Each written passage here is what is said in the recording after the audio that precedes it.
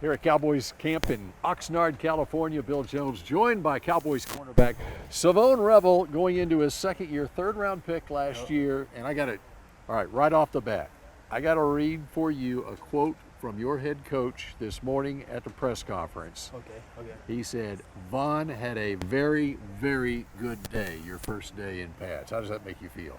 Hey, it makes me feel great, but hey, type of guy I am, you know what I mean? I don't have short-term memory when it comes to that. Obviously, I'm you know what I mean, excited for the first day of practice for what I did, doing what it turned out to be. I just think about the next day ahead and what I could do better. So, you know, like any other DB, watch film and see what I could do better. So Yeah. that day ain't really stick to me, you know what I mean? Today's practice wasn't as good as yesterday's practice, but that doesn't mean anything. I can also perform better just by watching film and fixing my errors. But Yeah. you have the mind of a cornerback, which is yeah. you don't Short-term remember memory, man. exactly Short-term memory. what happened yesterday. So how are things going for you now that you're fully healthy and you seem to be playing with a lot of confidence out there? Great, man. I'm learning a lot from CP, DA, Derek Ainsley, Schmitty, our safety coach. I'm learning a lot from them. They trying to teach me the game. They know I got all three aspects in the game. I can tackle. I'm real physical. I got long arms and I'm fast. So now they're just trying to teach me the mind part. You know what I mean? Because it's also, I always had trouble with that part. Because, you know, I was always a press man guy. I was always at the line of scrimmage, level one type of guy. So right now, I'm just taking it all in, learning little piece by piece from each coach and just taking it all in, man. You know, what's amazing, what a lot of people don't realize just how much of a mental thing it is at this level and how cerebral players have to be and the communication process. It is pretty intense out there, isn't it? Oh, definitely, especially when you're going against guys like CD, GP, especially a guy like quarterback, Dak Prescott, of course. You know what I mean? You got to have that knowledge of knowing what you're doing, what they might run, what formation they're getting into. And sometimes you don't want to overthink. You might get in trouble. You might get lost. You want to play too fast.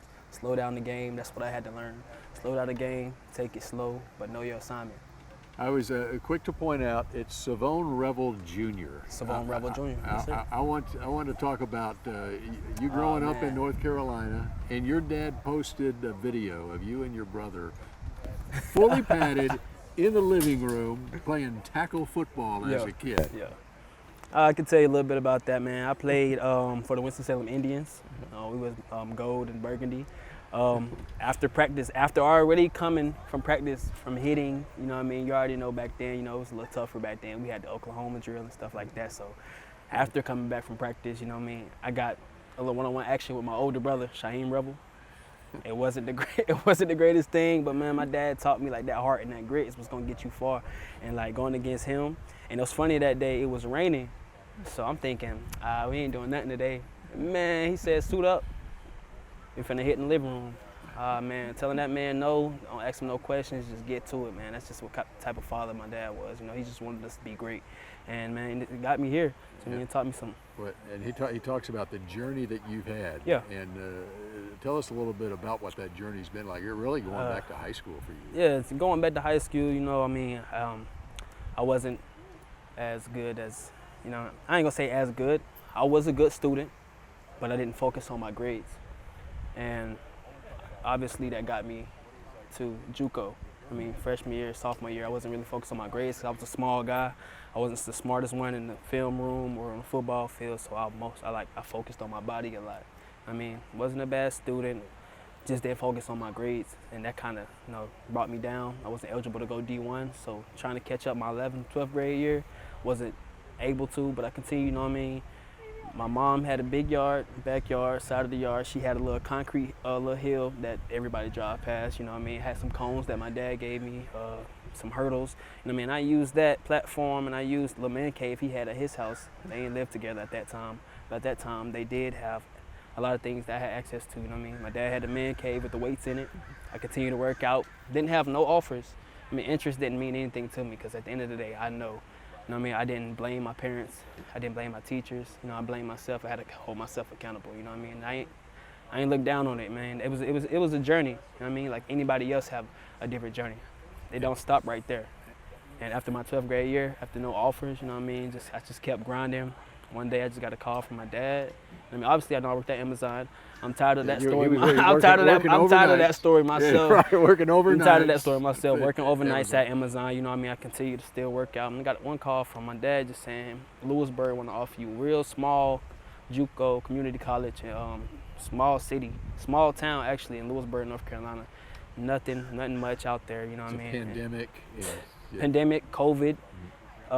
When I got there, you know, my mindset was okay. I got access to a field. I got access to a weight room, free access to a weight room. The food wasn't the best, but I still ate. You know what I mean? My dad and my mom made sure I had what I needed at that time. But, you know what I mean? I looked at it as another opportunity. You know what I mean? I looked at it like I was going to Alabama because all I had to do was start over. Had to start over and just take a different step. You know what I mean? Go back and look back what I used to do and what I did and what didn't get me where I wanted to be. But I can't say that's not where I wanted to be because at the end of the day, I'm here. That journey taught me a lot of lessons. And that's like not you to said. mention even all the injuries that you had. Oh man, yeah, all the injuries in high school. You know, it was very emotional in high school because I was never like, I always thought like I was gonna be small forever. Because you know what I mean, when you break something, you limited to the amount of things you can do. And like I broke my shoulder, my finger, I tore, you know what I mean, I didn't tear a lot of things, but it did like prevent me from doing what I wanted to do. And at that time, you know what I mean, it was hard on me. But at the end of the day, I also looked at my sister, Shakira Carson. She was fighting through diabetes. She passed away about 3 years ago. Yeah, and I was just seeing how hard she was fighting. And I was always that kid, like I got it in me. You know what I mean? Because I went back to JUCO. I got my A's and B's. I had a few C's. I got my A's and B's. I did what I had to do. But at the end of the day, man, it's just the journey. You just don't give up, man. You never know what God is opening the door for you, man. Yeah. And at East Carolina, 2023 season, I think you were second in the nation in completion percentage against as a cornerback. Yeah. Quinyon Mitchell was first Mitchell. at That's my Toledo, guy. Yeah. who Christian Parker coached with the Philadelphia Eagles. Yep. And you could be the Quinyon Mitchell here with the Dallas Cowboys now. What do you think about man. It's great, man. Obviously, I don't want to be Quinyon Mitchell. I'm trying to be Shavon Revel. I'm trying to be the best. Right. Yeah. I'm trying to reach my goal, man. My goal is to be the best, and if it's not now, it's gonna come. And I'm confident to say that. Christian Parker, like I said, he's taking the steps and he's taking the time with me. He's being patient with me. He's teaching me the steps. He's teaching me one day at a time what I need to fix, and it's up to me to go back and fix it. And like I said, I can't leave these guys out because also DA, David, Derek Ainsley, Schmitty, they also doing their job to support me throughout this process. So yeah, man. So when you walk out on the field every day here at training camp, and with knowing your story, how much motivation do you have to make the most of this opportunity? I mean, I don't just, you know what I mean? I don't just look at myself, you know what I mean? I mean, I look around, I look at everybody, you know what I mean? Everybody's working. Like you out here, you know, guys that they can't see is out here, you know what I mean? We all going through a lot of things, you know. I have no excuse to not come out here and give it my all. And that's just how I look at it, you know what I mean? God woke me up every morning. That's an opportunity. Each morning I wake up is an opportunity for me to get better. It might not be today, it might not be tomorrow, but it's gonna happen. And that's just how I look at it. I take a deep breath before I come out in the practice field, take a deep breath, blow it out.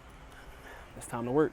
That's just how I look at it. And so what's going to happen for Shavon Revel Jr. this year with the Dallas Cowboys? Oh, they gonna see it, man. I'm gonna give them my all, bro. I'm gonna give them the best teammate, the best coachable player, whatever they want to call it. I'm there for them. So yeah. All right, Shavon, we appreciate it. I appreciate you, man. That's yes, sir. Shavon Revel Jr., Dallas Cowboys. Yes, sir. That's it from here in Oxnard, California.